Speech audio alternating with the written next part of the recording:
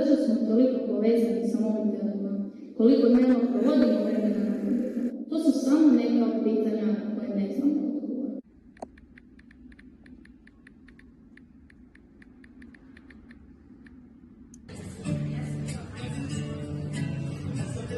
Jeste li se ikad zapitali koliko dnevno otključate svoj mobilni telefon? U prosjeku oko 110 puta, što znači da ga provjeravamo svakih 6 minuta. Istraživanja su pokazala kako je 66% korisnika pametnih telefona zapravo ovisno o njima. Ta se ovisnost naziva nomofobija.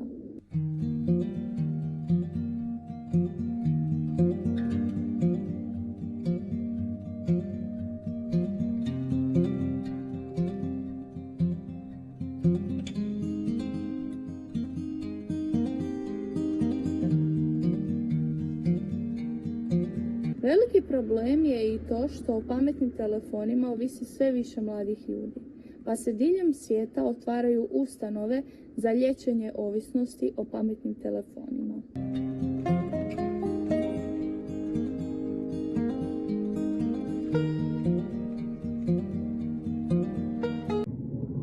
Mobilni telefoni proširili su se nevjerojatnom brzinom na tržištu. Prije 10 godina rijetki su imali mobilne telefone. Danas svaki drugi ima pametni telefon. Jeste li se ikad zapitali koji je najprodavaniji mobitel ikad? Većina vas će reći iPhone, no u krivu ste.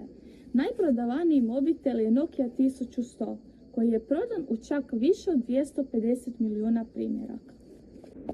Trgovine aplikacijama u posljednjih godinu dana bilježe značajan porast. Među najpopularnijima su naravno društvene mreže i alati za komuniciranje.